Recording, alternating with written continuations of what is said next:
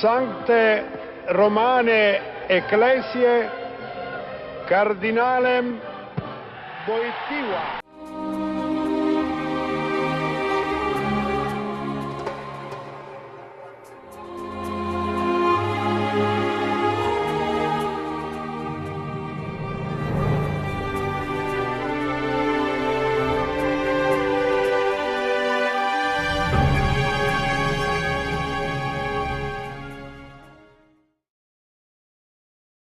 Pope John Paul II, the Pope for the people, a father to all.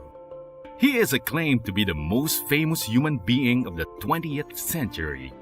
In life and in death, he was known for many things and given many titles.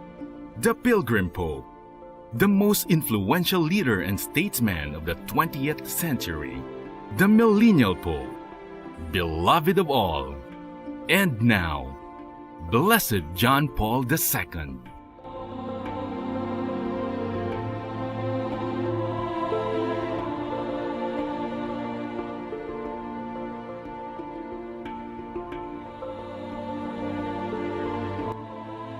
Six years and a month after his death in April 2, 2005, the beloved Pope was beatified on May 1, 2011, the Feast of the Divine Mercy. In just a matter of time, he shall be proclaimed saint. But who is this man who is so deeply loved by the multitude? Karol Józef Wojtyła was born in the Polish town of Wadowice, a small market town at the foot of the mountains. He was the third born of Emilia, a teacher, and Karol, a retired army officer. The couple had already lost a daughter in infancy, so Karol, nicknamed Lolik, grew close to his brother Edmund, who was 14 years his senior. The Wojtyłas were a devout and pious family. His early life was marked by great loss, the beginning of several crosses he was to bear. At 8 years old, he lost his mother he absolutely adored, and at 12, he lost Edmund, perhaps the person he was closest to in the world. After my mother's death, John Paul II wrote, "My father's life became one of constant prayer. His example was in a way my first seminary, a kind of domestic seminary." As a young man, Lolik was an athlete, enjoying long hikes, skiing, swimming, and soccer. He and his father soon moved to Krakow, where the young Lolik studied philosophy at Jagiellonian University. While there, he got involved in experimental theater and honed his gift as an actor, a playwright, and a linguist.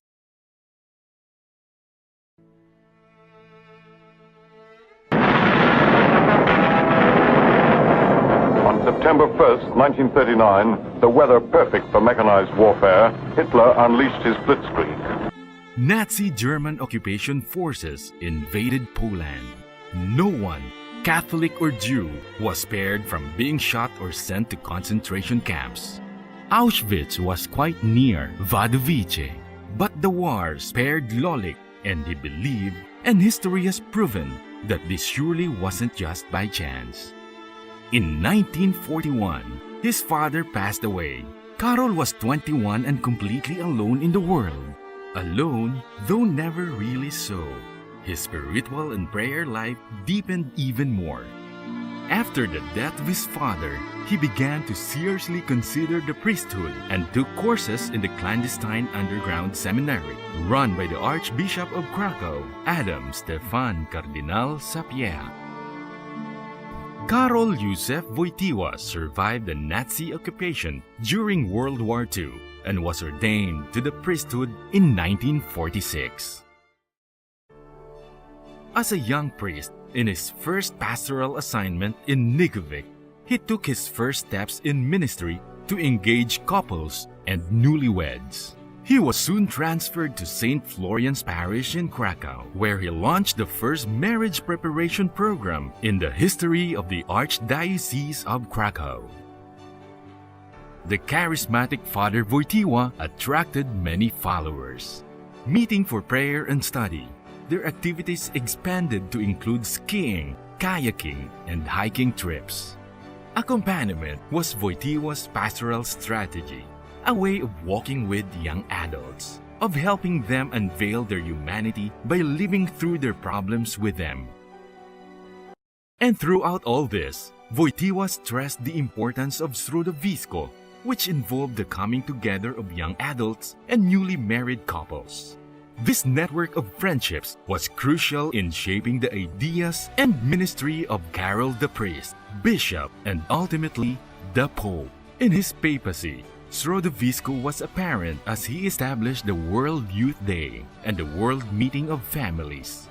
In 1958, Pius XII appointed him bishop, citing his constant dedication, his inner strength and persuasive oratory, his cultivation of philosophy and other human sciences, his following as a teacher, and his great influence on the young. In 1964, Pope Paul VI appointed him Archbishop of Krakow, and in 1967, a cardinal. On that historic Monday, the 16th of October, 1978, Sancte Romane Ecclesiae Cardinalem Wojtyła. Karol Józef Wojtyła, 65 years of age, ascended to the papacy, choosing the name John Paul II. His motto, Totus Tuus. He became the first Polish pope and the first non-Italian in 455 years, reassuring the huge crowd in St. Peter's Square who were reeling with grief and shock. He said, "Do not be afraid. Open your hearts to Christ. The deepest joy there is in life is the joy that comes from God and is found in Jesus Christ, the Son of God. Jesus Christ is the hope of yours, is my hope. He is the hope of the world." The pontificate of Pope John Paul II has been one of the most important in centuries for the Church and for the world. Karol Wojtyła had always been fascinated by the human person. In his youth, he had written plays that wrestled with the meaning of human existence and sin and God's redemptive love. Even when he became Pope, he continued to focus on the human person as revealed in his encyclicals. In 1980, the First General Assembly of the Synod of Bishops had for its theme the Church's responsibility toward families and family life. At the end of the Synod, the Pope issued the apostolic exhortation, Familiaris Consortio, on the role of the Christian family in the modern world. In this exhortation, John Paul II said this prophetic statement: "The future of humanity passes by way of the family." At its conclusion, the Synod Fathers called for the creation of theological centers devoted to the study of the Church's teachings on marriage and family. In response, Pope John Paul II established the Pontifical Council for the Family and the Pontifical Institute for Studies on Marriage and Family. The mission of the Pontifical John Paul II Institute begins with the Holy Father's conviction that it is only through love that the human person is revealed. Love is responsibility. When a man and woman are linked by love, one takes on the other's destiny and future, as if it were their own. And so, the Institute centers its study of the person in the original cell of human society, marriage and family. The importance of the Institute's work in the Church's mission explains its structure: a single institute with different campuses on 5 continents of the globe, offering a reflection that would display the riches of the one truth in a plurality of cultures. Thus, At the turn of the century, 6 sessions had been set up worldwide: Rome, Spain, Washington, D.C., Mexico, India, and Benin. It was time to establish a session in Asia, in the vast Far East, in the Philippines, the largest Roman Catholic country in Asia.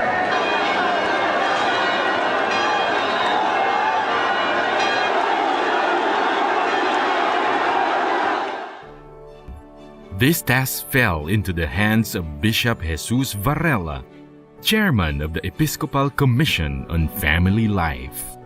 Bishop Varela looked to Bacolod as the future site of the Philippine session of the John Paul II Institute. Bishop Varela explains, first, right here in Bacolod, there is a diocesan institute founded by Monsignor Victorino Rivas that trains ministers for the Family Life Apostolate. A pastoral infrastructure is in place. Second, Bacolod is the scene of many family-oriented renewal movements. The environment is suitable. Third, the diocesan bishop then, Bishop Camilo Gregorio, is fully behind the proposed institute. The bishop's support is vital. And lastly, Negrenses are noted for their overflowing generosity. The community's acceptance of the project and their benevolence is critical for the sustainability of the Institute. By August 1999, during the International Study Week in Rome, the official approval to start a Philippine campus or session was given. Bishop Angelo Scola, president of the Institute, there and then appointed Bishop Varela as Vice Chancellor and Monsignor Rivas as Vice President.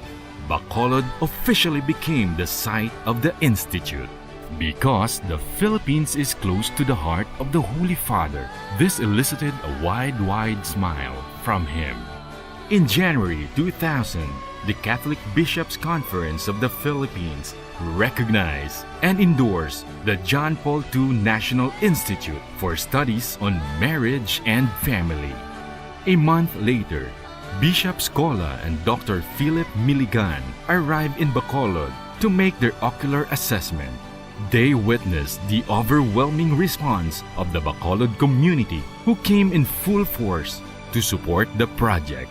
As a result, they confirmed that henceforth, the John Paul II National Institute for Studies on Marriage and Family shall be the initial step towards the establishment of the Philippine session of the Pontifical John Paul II Institute for Studies on Marriage and Family. Meanwhile, the Institute entered into a consortium with the University of St. LaSalle, where the university shall grant the civil degree of Master of Education in Marriage and Family. Mrs. Gloria Araneta Esteban was the first major benefactor of the Institute. She generously offered the use of her building so the Institute could commence its operations and hold classes. Thus was the Institute born. Challenged by the vision of the Holy Father, and with complete trust in divine providence, Mons Vic has been the prime mover of the Institute since the very start, and he continues to inspire others to share this vision. And so, as the Christian world marks the beatification of Blessed John Paul II, the Institute also marks its 10th academic year. The road has been a journey in faith. While it has been arduous, it has also received its fair share of blessings. Over the years, true to its mission to promote the sanctity of marriage and family, the Institute has been serving the community through its graduates, many of whom have broken into the academe. Some are involved in the Marriage Tribunal of the Diocese, in the Diocesan Institute, in the Diocesan Commissions and Lay Formation Center. Theological pastoral conferences and seminars have been conducted for the clergy and the lay. All bear the same message of John Paul II.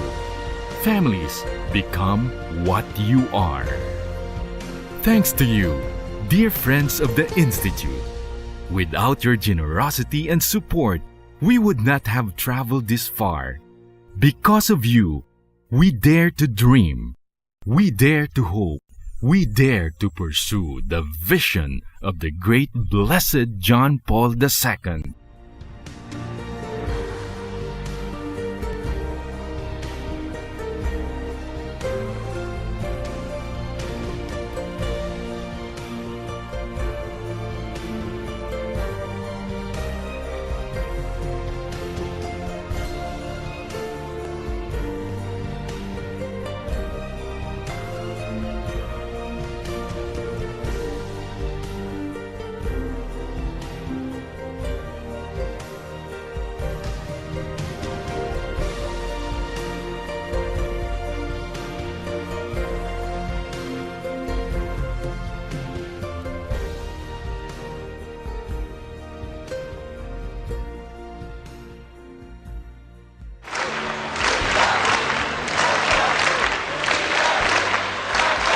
John Paul II, he loves you.